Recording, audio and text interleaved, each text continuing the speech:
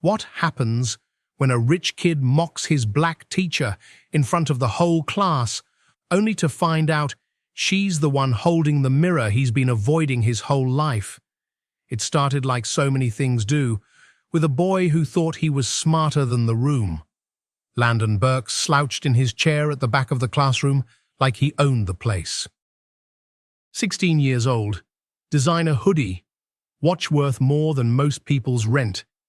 He was the kind of new kid who didn't ask questions because he thought he already had all the answers. It was his third school in a year. Not because he couldn't keep up, but because he didn't care to.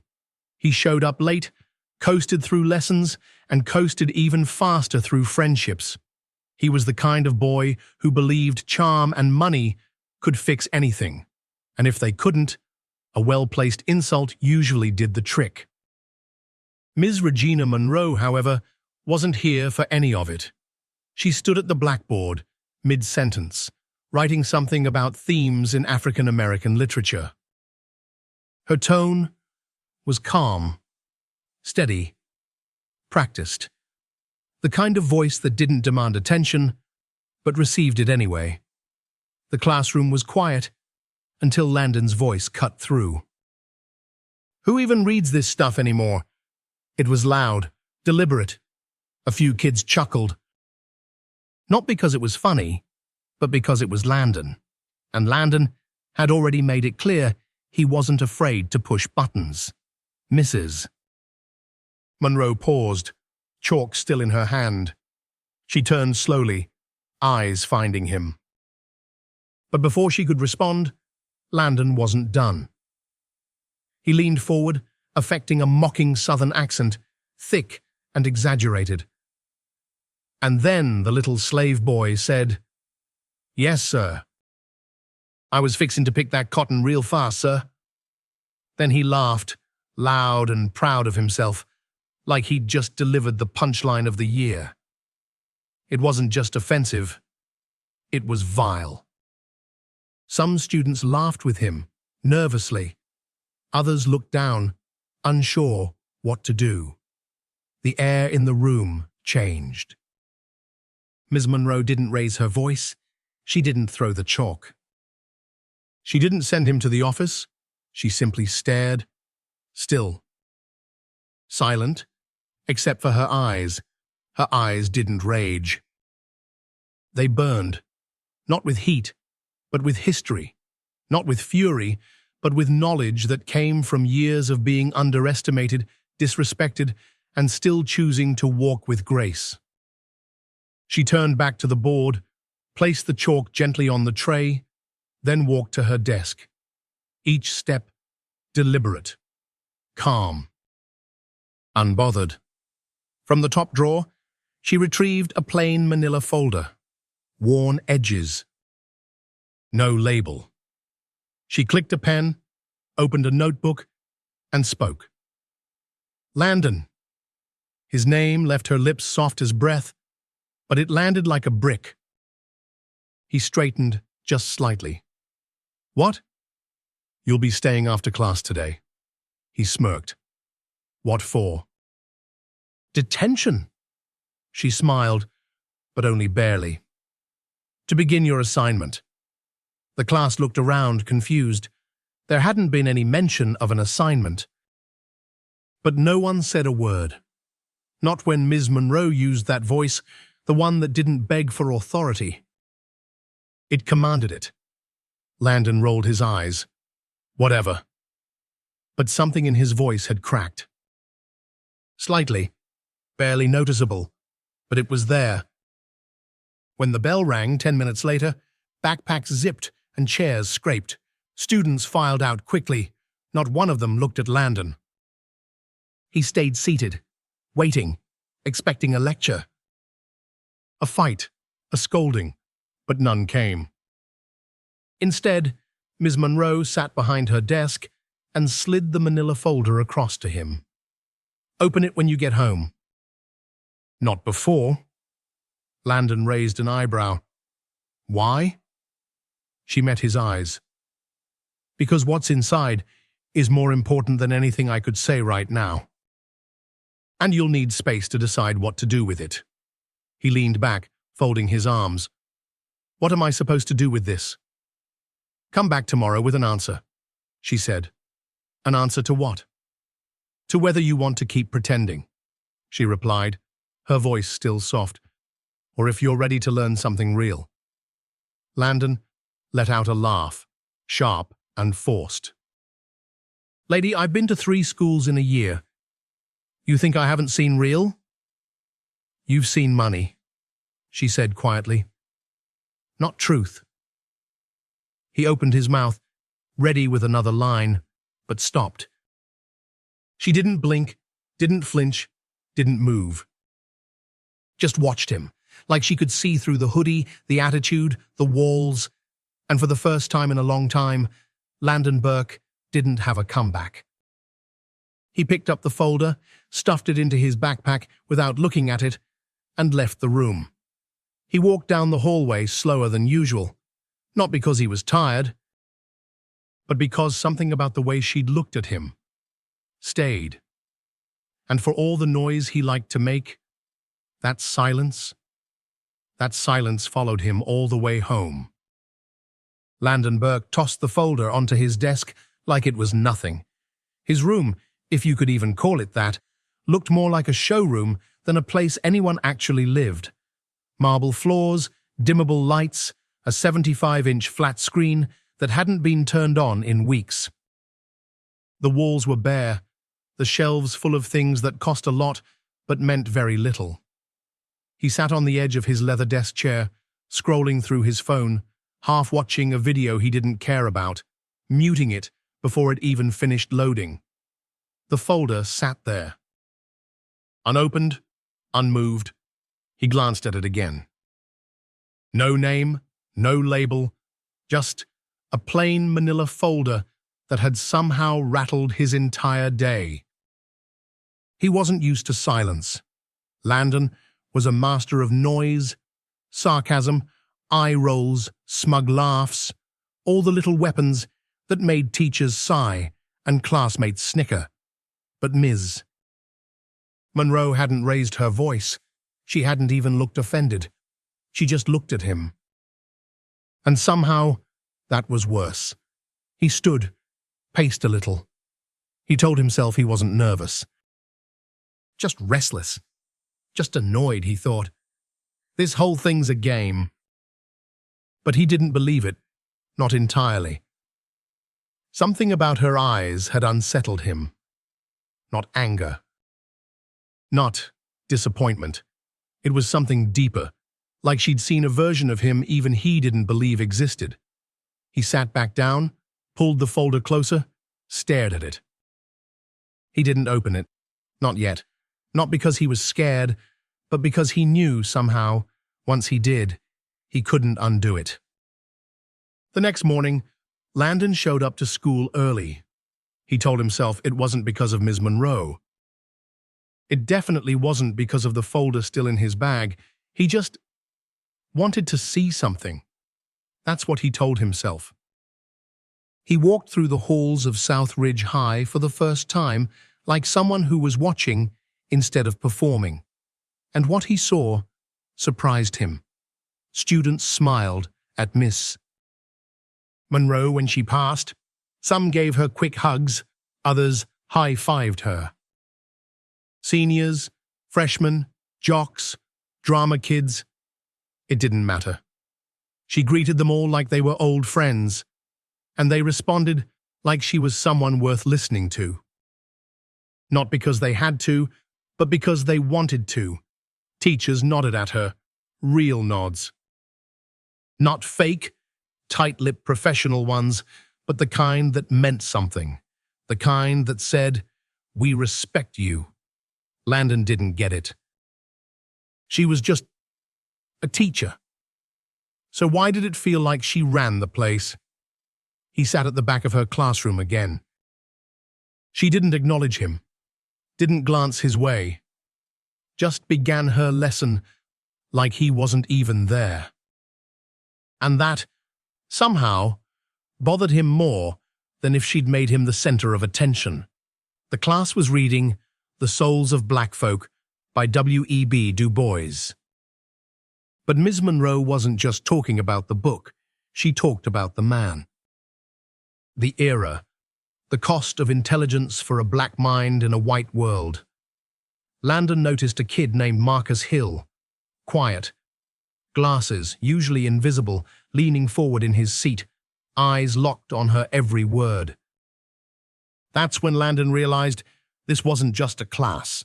This was her space, her stage. And she commanded it, not with authority, but with authenticity. Every word she said hit different, not because she said it loudly, but because she meant it. She didn't perform. She didn't preach. She just spoke. And somehow, the room held on to every syllable. When the bell rang, Landon stayed in his seat. Again, Ms. Monroe didn't ask him to. She didn't even look surprised. She walked over and placed an envelope on his desk. It was smaller than the folder, plain, just like the last one. "This," she said softly, "is your next step, if you're serious." He frowned. "I haven't even opened the first one."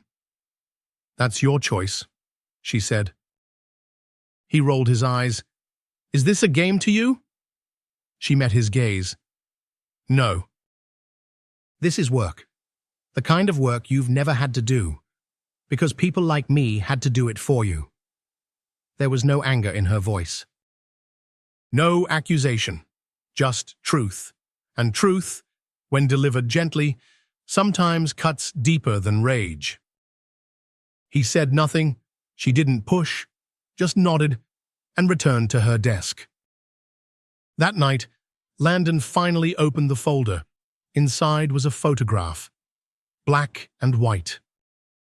A man, old, sitting on a weathered bench in what looked like a forgotten part of the city. His suit was worn, his hands clasped, his eyes sharp.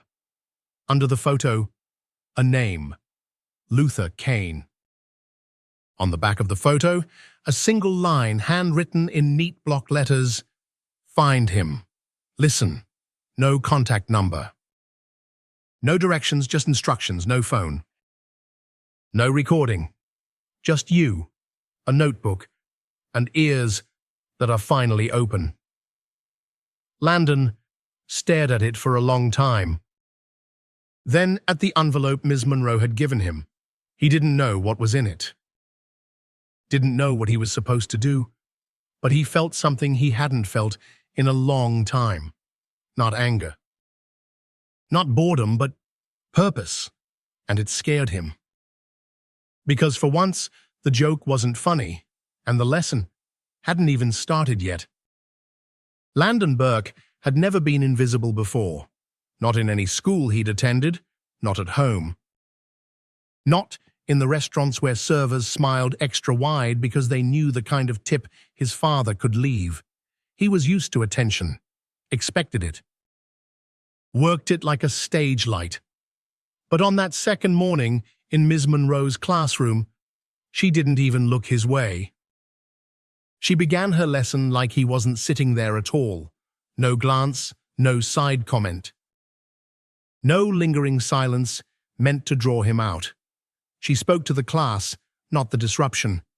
And somehow, that silence hit Landon harder than if she'd called him out in front of everyone. He shifted in his seat, arms folded, watching. The class was reading The Souls of Black Folk by W.E.B. Du Bois. The book itself didn't interest him much, at least not at first, but the way Ms. Monroe talked about it, that was different. She didn't just discuss the text, she brought the pages to life. She told stories. She gave context. She didn't just name Du Bois as an author, she named him as a man, a scholar, a fighter for dignity, in a world that was built to ignore him. Her voice never rose, but it didn't have to. Landon looked around the room. Other students were locked in. Some were taking notes, Others just listened. One kid, Marcus Hill, who barely spoke in any class, leaned forward, his fingers laced together, eyes fixed on Ms. Monroe, like the whole world was in her words.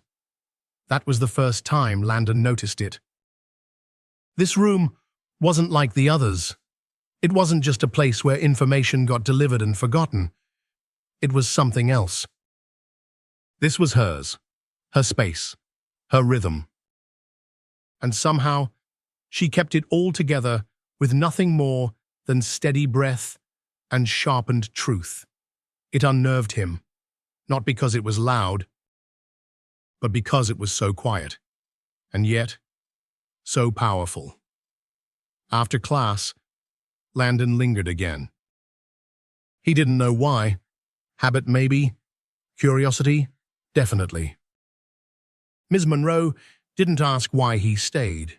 She simply gathered her papers, glanced at him briefly, then turned her focus to her desk. She didn't scold, didn't praise, just let the space be what it was. Landon sat there and watched as students from other classes popped in for quick questions. One girl brought her a coffee and walked away with a smile. A senior boy asked about a recommendation letter. She agreed with a nod and a date. It was all seamless, warm, human. She had presence, not in the way his father did, storming into a room with a booming voice and a sharp suit. Ms. Monroe's presence came from something deeper, something slower. Earned, not demanded. Later in the hallway, Landon saw two freshman girls hurrying toward the cafeteria. One of them said, "I hope Ms. Monroe's on lunch duty. She always lets us sit outside if the weather's good." And they said it like it mattered, like seeing her made their day better. It wasn't just the students. Teachers gave her those real nods too, the kind that didn't come out of politeness, but out of shared respect. There was a math teacher who paused just to say, "Thanks for that quote you shared in the meeting last week." Another handed her a flyer for a community event and said, "They'd love to have you there." Ms. Monroe wasn't just part of the school. She was the school. The part that held it together. The part that gave it meaning. Landon had never seen that before. He'd seen teachers who wanted to be liked, who played it cool or tried too hard. He'd seen teachers who were scared of their students, who handed out worksheets and hoped no one acted up. But this was something else. This was leadership without ego. This was control without fear.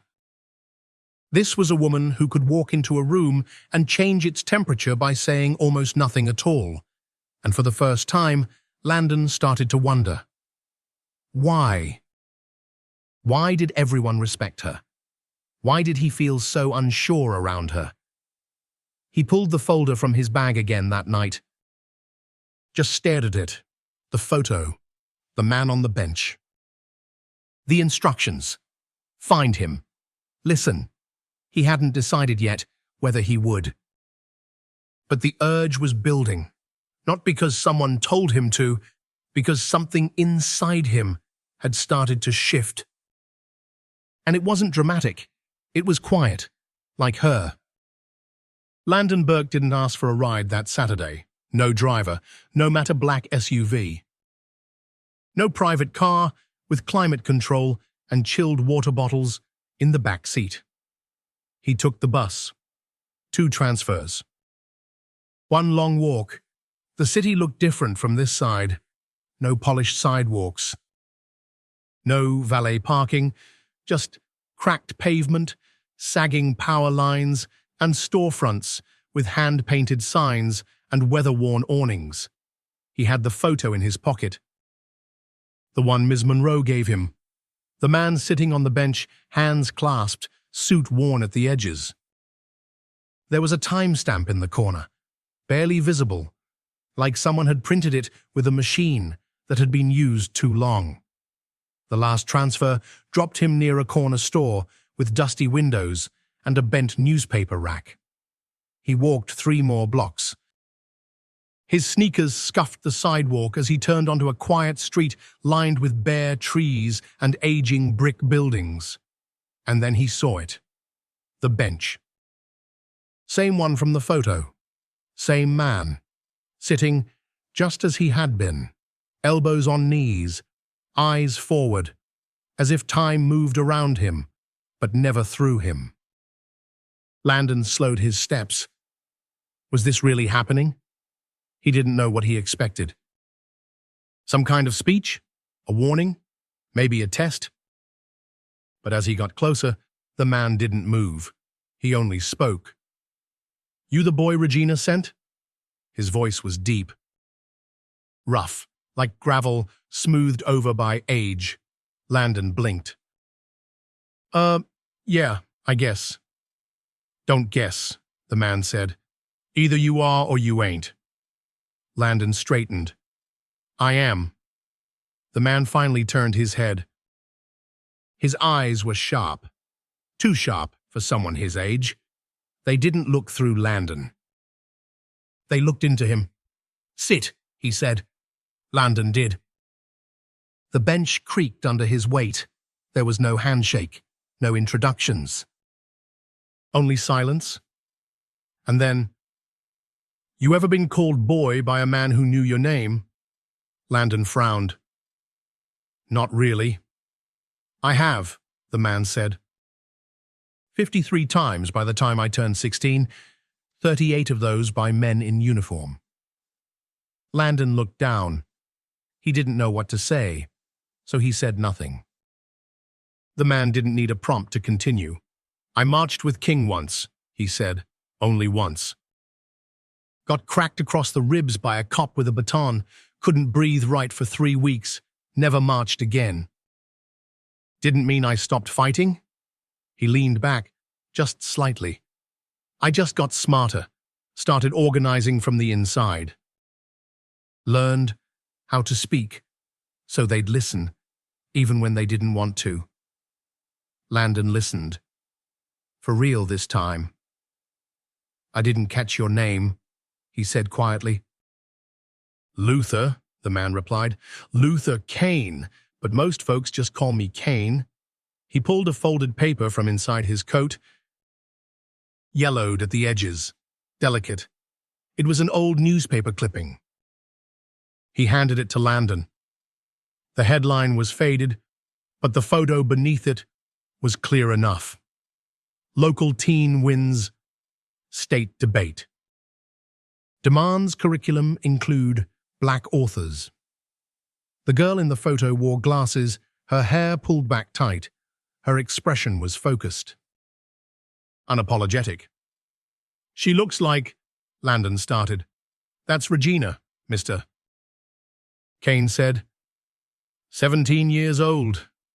Been fighting for that classroom since before you were born." Landon stared at the paper. "She's different," he said softly. "No," Kane replied. "You're just used to teachers who let you slide. You don't know what to do with someone who sees right through you and still doesn't flinch." They sat there for nearly 2 hours. Mr. Kane told him about his mother, who was fired for speaking up at a PTA meeting. He told him about walking 5 miles to school because the bus didn't stop for black kids. He told him about the night he spent in jail with 50 other teenagers just for sitting at the wrong lunch counter. He didn't raise his voice. He didn't preach. He just told. Each story was like a weight placed gently on Landon's shoulders. And Landon let it settle. For the first time in his life, he wasn't trying to look smart. He was just trying to understand. When he finally stood to leave, Kane looked at him and said, "That folder feel heavier now?" Landon nodded. Kane smiled, but only slightly. "Good." He turned back toward the street. "You're not done, you know." Landon looked back. "I figured. There's more to see, more to feel. Kane didn't give him directions, didn't hand him a map. He didn't need to, because Landon understood. This wasn't about finishing an assignment. This was about beginning something. And for the first time, he wasn't trying to win. He was trying to listen. Landon Burke barely spoke during the 3-hour bus ride to Birmingham. His father had offered the Bentley. Even mentioned the private jet. Said something about convenience and not wasting time on Greyhound nonsense. Landon turned it all down. He didn't want luxury. He wanted quiet. Maybe, deep down, he didn't want to be seen. The bus rattled across county lines and through small towns with names he'd never heard but couldn't stop staring at. This wasn't the world he came from, not the gated neighborhoods and curated lives he was used to. This was something older, something real. By the time he stepped off at the Birmingham Civil Rights Institute, the sun was already high. It cast sharp shadows on the stone steps, made the brick facade look even more solemn. The kind of building that seemed to demand silence before you ever entered. A security guard pointed him to a side entrance. Someone had clearly been expecting him. Inside, it was cool and still. The walls whispered. Every hallway felt like a memory someone left behind on purpose, asking you to carry it with care. Checkers. Monroe waited for him near the entrance to the main gallery. She wasn't in teacher mode. No clipboard. No shoulder bag full of books. Just jeans, a plain blue shirt, and her ever-present calm. "You came," she said. Landon nodded.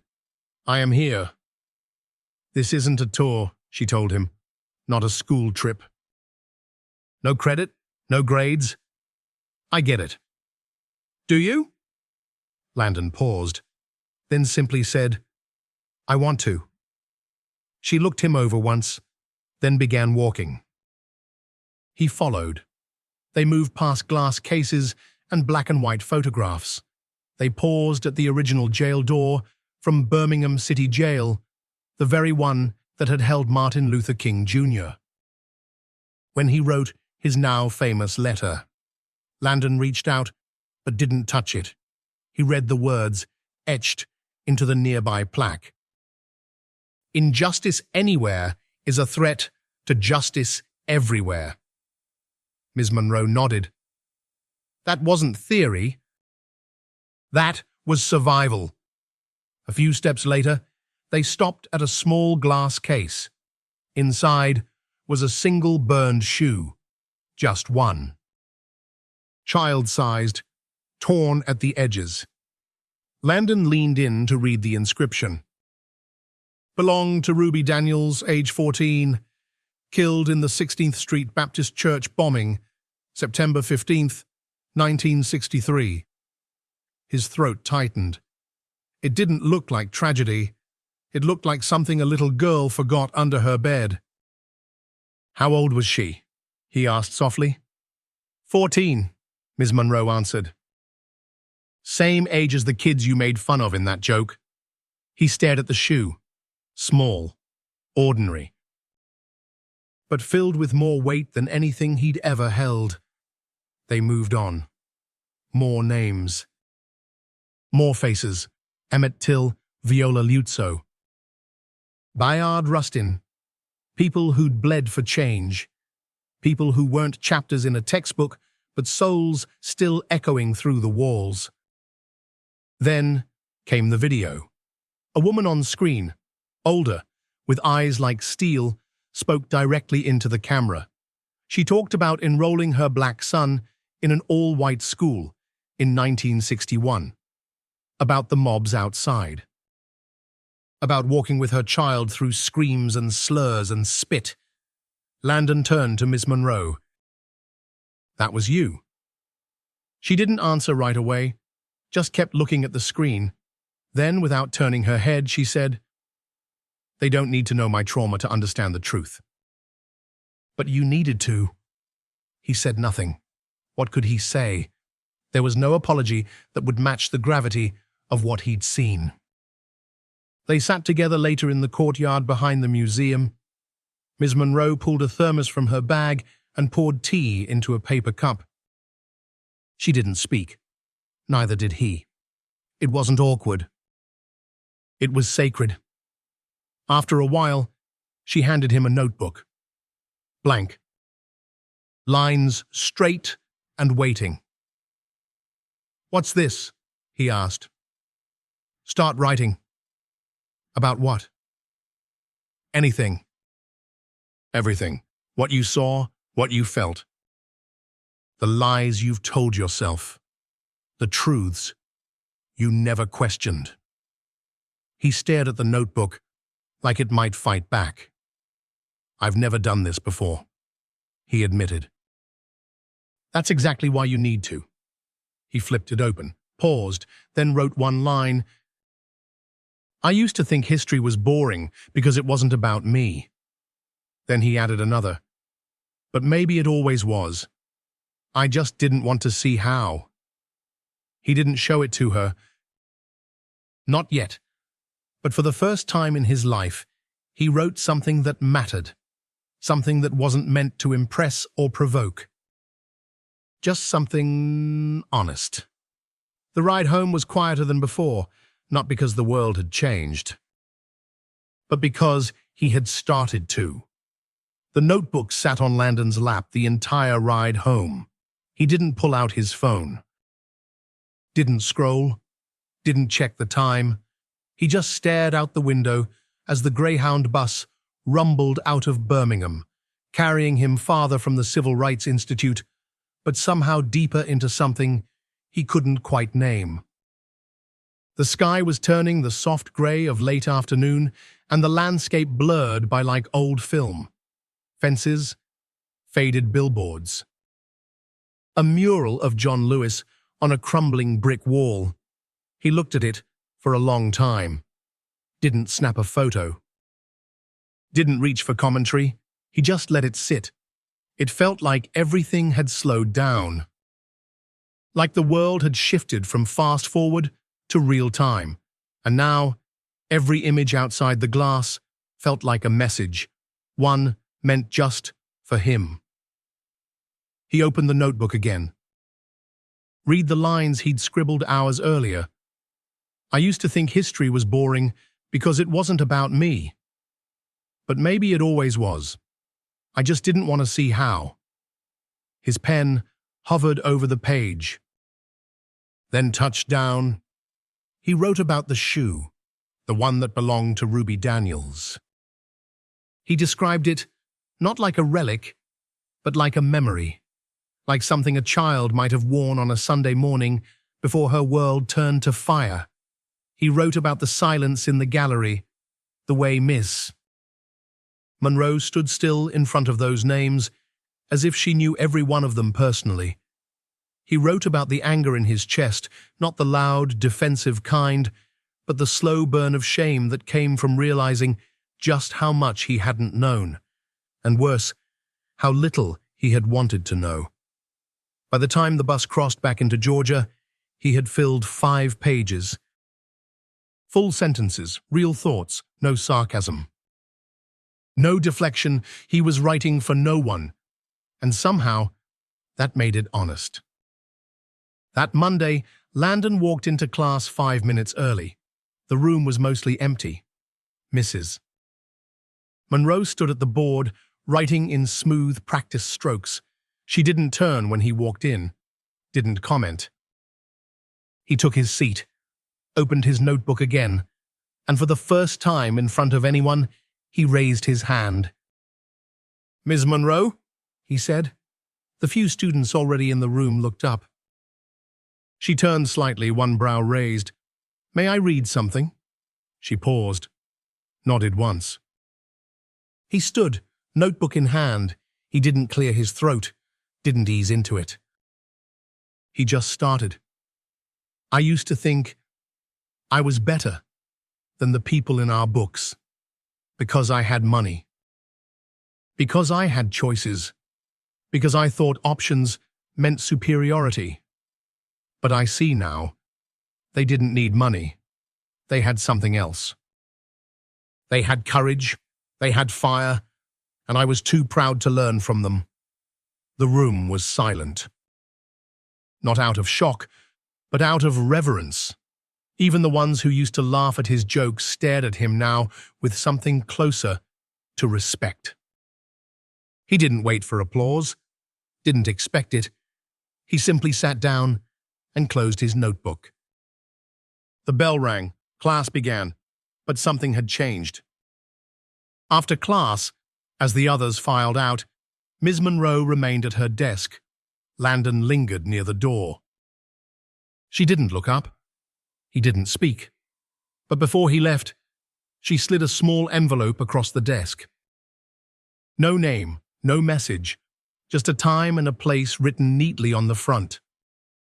Saturday, 10:30 a.m., Civil Rights Room, East Public Library. He looked at her. She looked back. No explanations, only possibility. And somehow, that was enough. That night, Landon wrote more. He wrote about his dad. About the schools he left behind. About the way teachers used to treat him like a problem or a prince, but rarely like a person. He wrote about how quiet Missy Monroe was. How her voice didn't rise, but still made people sit straighter. How the lack of yelling wasn't weakness, but strength he hadn't recognized until it hit him in the chest, like truth. He wrote about the way Mr. Kane had looked at him, not with judgment, but with expectation. He wrote a line and underlined it twice. Real power isn't how loud you speak, it's how deeply you listen. He stared at the sentence for a long time, closed the notebook, placed it carefully on his desk, and for the first time in years, he didn't fall asleep with noise. He fell asleep with meaning. Friday morning arrived with a strange kind of energy. Ms. Monroe's classroom was already half full before the first bell even rang. Word had spread, not through official announcements or school emails, but through quiet whispers, side glances, and hallway nods. Something was going to happen in her class today, and it involved Landon Burke. He stood near the front of the room, hands gripping his notebook and a folded sheet of paper tucked carefully inside. No slideshow, no visual aids. Just him, the same boy who a week ago had made a cruel joke and thought it was clever. The same boy who once saw this room as just another place to pass through. Now he stood in front of it like it mattered. Students leaned forward. Some who weren't even in her class stood in the back, arms folded, trying to blend in. Even Marcus Hill, usually quiet, had taken a front row seat. Ms. Monroe sat at her desk, hands folded, watching. Not judging, just present. Landon took a breath. "I didn't write a paper," he began. "I wrote something else." He looked around, making eye contact with a few students, not to intimidate, but to ground himself. "I used to think I knew everything," he said. "But I didn't." He opened his notebook and started reading. "When I transferred here, I thought I was doing all of you a favor. I thought public school meant easy. I thought teachers here would be soft. I thought jokes wouldn't get me kicked out again." He paused. "But then I met Mrs. Monroe, and she didn't yell. She didn't punish me. She invited me, gave me a folder instead of a lecture, and told me to go find something I'd been avoiding my whole life." The room remained still. Not a cough, not a shuffle. "She sent me to Mr. Luther Kane," Landon continued, "an old man who'd been called boy by men in uniform before he could vote. He told me about marching with Dr. King, about getting cracked in the ribs with a baton, about how history isn't just something you memorize. It's something you live, something you carry, whether you know it or not. He turned a page. And then I went to the Civil Rights Institute. I saw a burned church shoe. It belonged to a girl named Ruby Daniels. She was 14. She died because people were scared of a world where kids like her could dream. He paused again. I made a joke about slavery once, he said. I thought it was funny. But now I see what that joke actually was. It was me showing the world how little I knew. It was me hiding behind sarcasm because I was scared to admit I didn't understand anything at all. Ms. Monroe's face remained steady, but her eyes softened just a bit. He went on. I used to think power meant being louder than everyone else. I thought it meant control. But real power isn't in your volume. It's in your willingness to listen. And let what you hear change you. He folded the paper gently and slid it into the back of his notebook. He didn't sit down right away. He looked around the room, not with bravado, but with sincerity. And I know this doesn't erase what I said. I know it doesn't make everything better, but it's a start.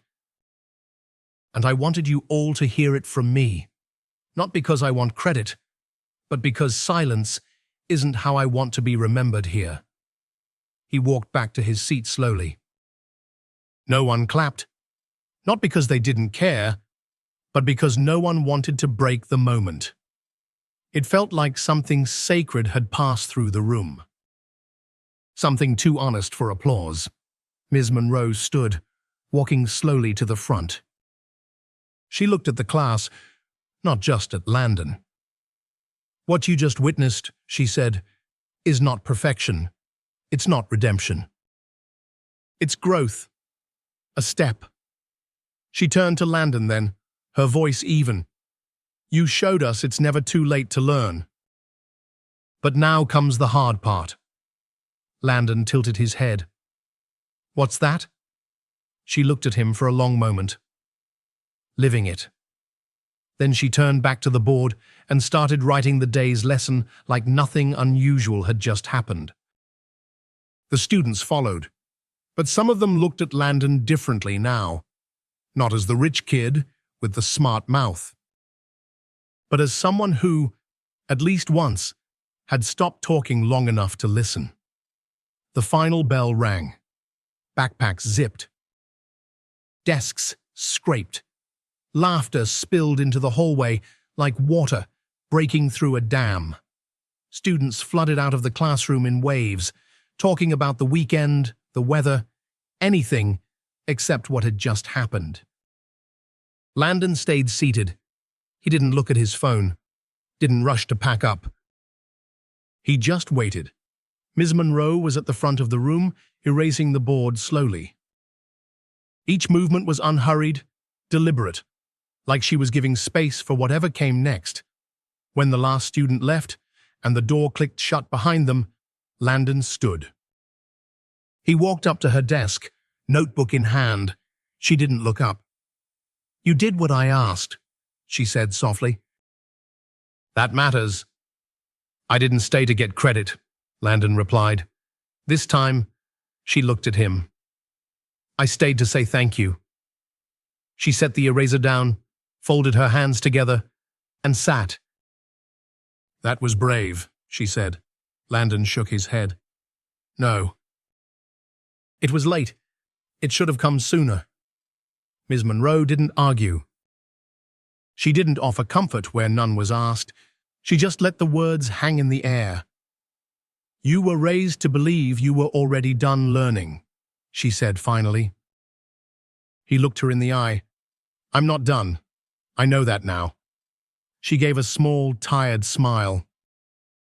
Then you're ahead of most adults I know. There was a silence between them. Not awkward, not heavy, just real. Landon reached into his notebook and pulled out a folded sheet of paper. It was the newspaper clipping Mr. Kane had shown him, the one with the photo of a teenage girl in glasses standing tall with her debate trophy and the fire of justice in her eyes. He placed it gently on the desk in front of her. Beneath the image, in his own handwriting, were the words, "Thank you for fighting for a classroom that could hold both truth and grace, Ms." Monroe didn't pick it up right away. She read the words, then looked back at him. "You've still got a lot of work to do," she said. "I know," he answered. "Not everyone's going to forgive you as quickly as this room did." "I don't expect them to." "Good." She stood and walked to the window, looking out at the parking lot, where students were piling into cars, slipping into weekends full of sports, part-time jobs, and Friday night distractions. "Go earn it, Landon," she said, not turning around. "With your life, not just your words." He didn't say anything back. He just nodded, turned, and walked out the door. And for the first time since he arrived at South Ridge High, he walked with both feet on the ground, not above anyone. Not outside anything, just present, because the best apologies aren't spoken. They're lived, and sometimes the people who teach you the most aren't the ones who demand attention, but the ones who refuse to lower their standards just to make you comfortable. Saturday morning came quiet. No alarm, no knock on the door, just sunlight stretching across Landon Burke's room like it was asking him if he still meant what he said the day before. He got up without checking his phone. No scrolling, no playlist. Just movement, intentional. He dressed simply. Jeans, t-shirt, sneakers that had walked through more than a mall this week. There was no envelope this time, no new instructions from Ms. Monroe. Just a note he'd written to himself the night before. 3 words, big ones. Live it now. He didn't know exactly what that meant yet, but he was starting to understand that change wasn't a performance. It was repetition. It was waking up the next day and choosing to keep going. He packed his notebook, not because someone told him to, but because it felt like something he needed near. He sat on the front steps of his house, waiting for nothing in particular. The wind moved softly through the trees. A neighbor across the street watered her plants. For once, everything felt still, in a way that didn't require filling. That Monday, Landon entered school early again. Not to make a statement. Not to impress, he just wanted to see, to notice, to show up. He held the door open for a teacher carrying 2 bags and a coffee. He stopped to help a freshman girl pick up her dropped books.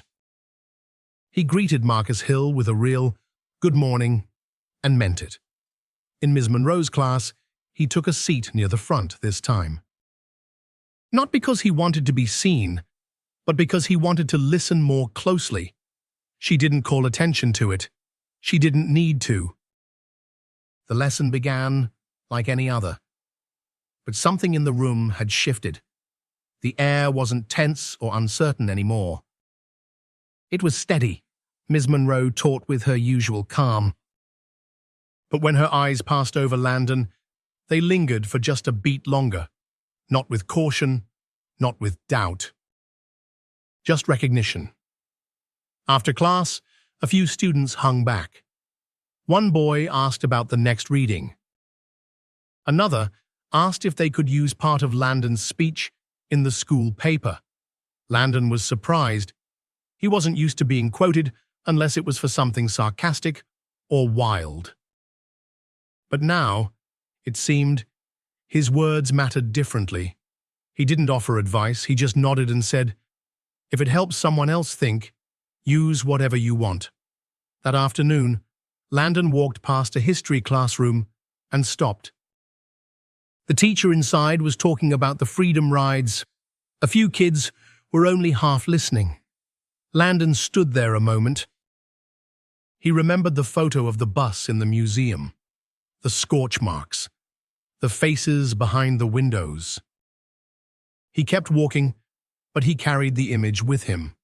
Everywhere he went now, pieces of the world that used to blur into the background had come into sharper focus. Street signs named after people he never asked about. Murals he used to ignore on the way to practice. Even the cafeteria sounded different now. The voices, the rhythms, the stories unfolding at every table. One afternoon, he saw Miss Monroe sitting outside during lunch, alone, a book open on her lap, a thermos of tea in her hand. He approached slowly. "Mind if I join you?" She looked up, then motioned to the seat beside her. He sat. No small talk. No debriefing, just quiet. Comfortable this time. After a while, he said, "I keep thinking about the people in those photos, the ones who didn't get a second chance." She closed her book. "Let that hang in the air." "They lived like they wouldn't be remembered," he added. "But now I can't forget them." She nodded. "That's what legacy is. Not a statue, not a holiday, just not being forgotten." He looked at his hands. "I want to make sure I do something with what I've learned, not just feel it, use it." Monroe didn't respond with praise. She simply said, "Then don't wait." And she opened her book again. That night, Landon wrote a letter. Not for a grade, not even for her, just for himself. He wrote about fear, about silence, about how easy it had been to hide behind money and jokes, and how hard it was now to walk forward without them. He ended the letter with a single line. "I used to be loud to feel powerful. Now I know quiet can carry truth too." He folded the letter and tucked it inside his notebook.